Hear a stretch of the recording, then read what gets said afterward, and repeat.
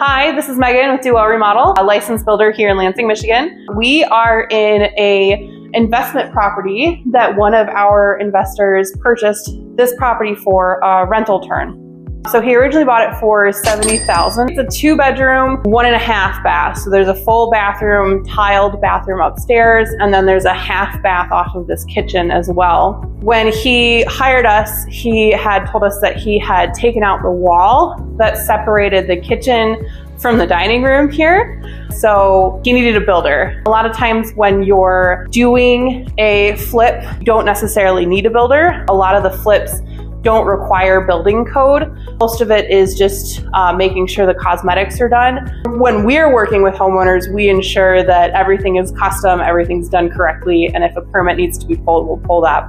If you are working on an investment property, you don't necessarily need a building permit, depending on what you're doing. So the reason that he needed a building permit was because this house was originally red tagged, which means that it had too many code violations. The things were not up to code. He could not rent it out. He would not be getting a certificate of occupancy by the city. If he decided to rent anyway, regardless of the violations, or even if he fixed the violations but didn't get the building permit pulled, he could still be fined, potentially lose the property, and have a whole bunch of issues in the future. So he called us out so that we could ensure that the wall here was not structural and that it was fixed up to code, as well as fixing all of the red tag violations. We have since done all of our permits. The last thing to do here is the building permit final. We just had one done on Monday and it failed because the smoke detectors are not in the bedrooms and the railings are not continuous.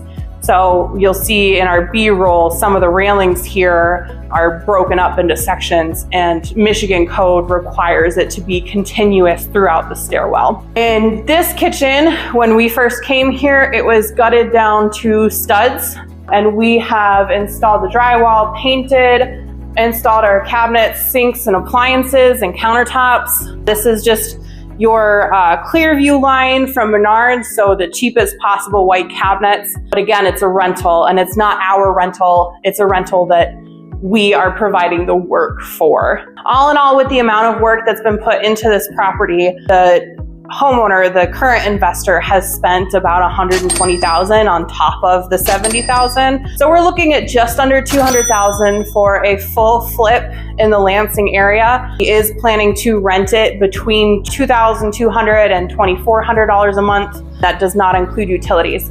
So if you are looking to invest in the Lansing area, there are still investment properties that you can make a profit on. And I highly recommend at least touring those properties to see what investments you can make. This investment property here in Lansing still has the original molding and trim. You can see a lot of the filigrees in it if you're going around and looking.